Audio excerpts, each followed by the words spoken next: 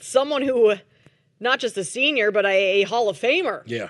Is going to join us now. Warren Moon, Hall of Fame quarterback, longtime NFL player, joins us now. Warren, we appreciate you taking the time to jump on with us. How are things going on your Saturday afternoon?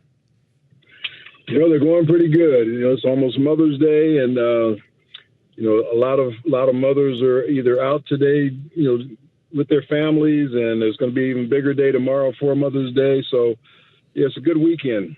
What are you doing for Mother's Day? Do you have any plans to celebrate the women in your life? Just brunch, always good to eat and have a little vino or champagne on Mother's Day. I think that always makes it special. But I like nothing much. As your mom gets older, it's kind of harder for her to do a lot of the things that she used to do, but they always enjoy brunch.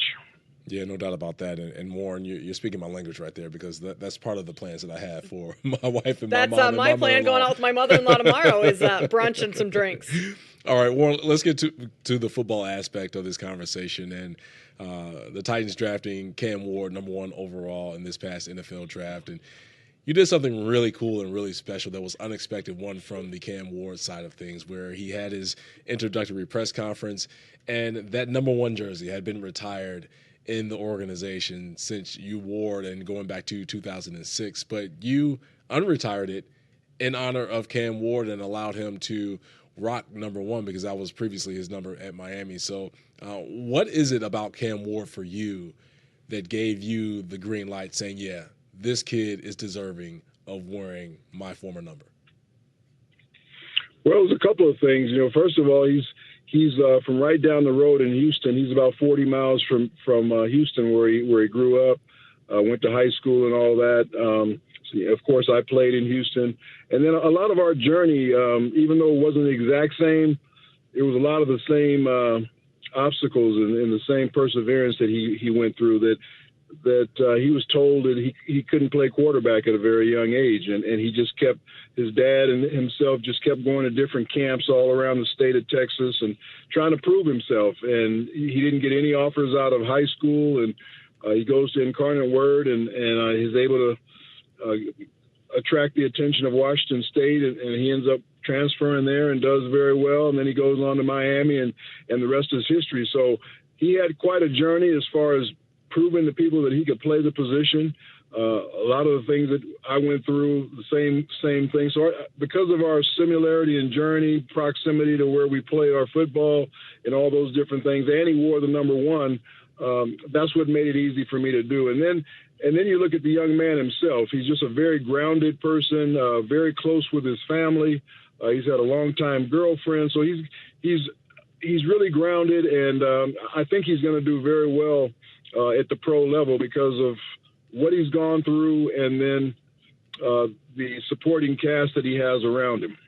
Yeah, that's it was an awesome moment to see, and just very cool of you to do, because I'm sure those situations have happened before where players have wanted to wear retired numbers, and for the most part, they stay retired.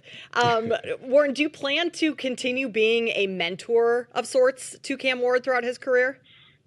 Oh yeah, I do. That was, that's all part of it. And, I told him that, I'm there for him whenever he needs me. I know he's going to have, coaching. I know he's going to have an offense that he's going to have to learn. I know he's already has a quarterback coach that he's been working with for the last few years, but he also has somebody that's played the game at a very high level. He's had somebody that's dealt with media. He's had somebody that's dealt with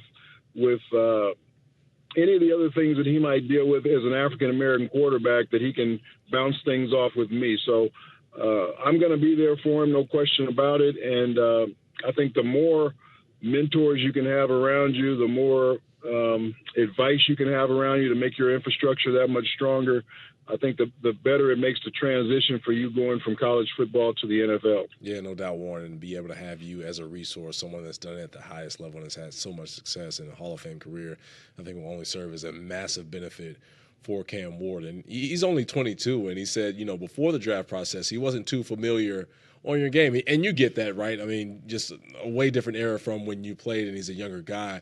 But he said that he started to watch film of you through the draft process just to make sure that you were legit. And he said that, he's legit. So when you hear that, does that put a smile on your face saying like, yeah, young fella, I used to be the man back in the day? It did put a smile on my face, and I don't know what he was thinking. You don't get to the Hall of Fame without being pretty good, So that should have been not even a question. But yeah, if he had to see me on tape, which most young kids today, that's what they want to do. They want to see highlights. They want to see what older players look like, and whether it was black and white film or not, all those different things. But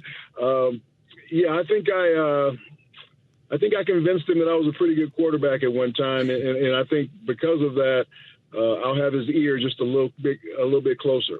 Yeah, that's the first lesson right there is, buddy, if I'm a Hall of Famer, I was probably pretty good. Yeah. Well, these kids today, they don't know a lot about the history of the game, and I think that's something that the NFL should do a much better job of teaching these kids or making them learn the history of the game, especially their position. So they know who the great players were that played their position and have an understanding of who those guys are. We're talking with Warren Moon, Hall of Fame quarterback, 9-time Pro Bowler. Warren, we are based, this show right now is located in terms of where we physically are in Chicago right now. And so we're pretty excited about Caleb Williams and the prospect of what he can be. What do you think of Caleb Williams and what you saw from this rookie season and the steps you're hoping he takes going into his sophomore season? Yeah, I've watched Caleb since he was at Oklahoma. So, I've watched him for a number of years now, and he's a tremendous talent. And I think he got a real good learning lesson last year as a rookie in the league, that there's a lot of things he can't get away with that he got away with in college, that the games he has to be a little bit more structured in his approach. And I think he had to learn it the hard way, where I'm sure they tried to teach it that way to him, but you're naturally going to go back to the things that made you successful. Well, now he sees some of those things aren't going to make him successful, but at times I think they will. But you just can't do it as much as you probably got away with it in college because of the quality of the player in the National Football League. So I think their new coach, Coach Johnson, will do a great job with him, making him a little bit more structured. He'll throw the ball with a little bit more timing. He'll learn not to hold it as long and get it out of his hand, whether it's throwing it in the dirt or dumping it off to a back. And if he just does those little things right there, that's going to make him so much better a quarterback and so much more efficient and productive as a quarterback in the NFL. Every young guy has to learn it, and he's no different. Yeah, no doubt on that, Warren. And hopefully if he learns that and takes the steps to become a better quarterback with his team on paper, how the Bears look coming into the season, then, things could be looking very nicely for this Bears team. I'm from Chicago, Warren, so I have some type of wishful thinking going on with this Bears group that they could possibly get a wild card spot in the NFC. But when you think of this upcoming season for everyone, what's the most intriguing thing for you, whether player-wise or team-wise? Because it feels like there's a lot of question marks out there, and to me, that the Super Bowl is up for grabs. I know that Philly dominated and was very impressive in that Super Bowl game against in the Super Bowl against the Chiefs. But for you, what's that thing that really piques your interest coming into the season? Well, there's so many great storylines coming into the NFL. I mean, look at what's going on with Aaron Rodgers. I think that's still dominating the news. Where is he going to play this year? There's talk of him maybe going to the 49ers now because of contract issues they're having with their quarterback there. And there's talk of maybe Minnesota somewhere down the road. So Aaron is definitely eating up a lot of the talk in the NFL. I think Philadelphia, they didn't lose very much. If anything, they might have got a little better. They had a really good draft. And whenever you have an offensive line and a defensive line that can dominate both sides of the football, and the skilled people that they have, whether it's their two wide receivers, their running back, the quarterback, I mean, you've got a chance to maybe repeat. And so that's going to be interesting to see whether they could be a back-to-back champion, because they look that strong to me. And there's a lot of other great storylines around the league as too. You look at what Kansas City are they going to be able to protect Patrick Mahomes, and maybe they get back to the Super Bowl again, or some of the teams that were on the rise at the end of last year. Everybody's looking at the Baltimore Ravens. Can Lamar, get past that hump in the playoffs? I mean, I can go on and on and on about the storylines that are coming into this season. And like you said, there might not be a clear-cut favorite, but I still like Philadelphia because if you can dominate the line of scrimmage, that's where the game is won, and they're able to do that on both sides of it. Warren, speaking of Aaron Rodgers, do you have any advice for him, whether that be where he should finish off his career, if he should, communication with teams at this point with the season around the corner, anything that you would tell him? Well, the first thing I want to know is, does he really have a love to continue to play football? Because if you don't, this isn't a game you go out there, you're only half into it. And I've always said, when you start talking about retirement, basically you are retired.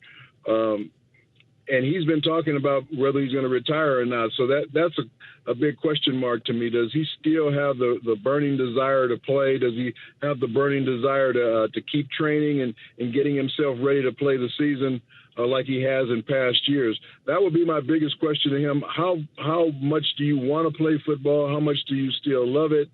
And how much are you willing to put into it? And then once he can answer that question, if he wants to play again, everybody knows he still has the ability. It's just a matter of putting him in the right situation. Warren, we appreciate you taking the time to join us and all of your insights. Loved what you did with Cam Ward and the jersey. That's pretty cool stuff. Enjoy your Mother's Day. Enjoy brunch. Have a couple drinks, and we'll talk to you again soon. You guys do the same. Thanks a lot. Maybe I'll talk to you down the road sometime. That would be awesome. Yeah. You're welcome on the show anytime. Warren Moon, a Hall of Fame quarterback, and just gave his retired number to Cam Ward. Hey, big responsibility. If I'm Cam Ward, that is, you're right, responsibility. And Warren Moon is thinking in his head, like, all right, I'm unretiring this jersey number.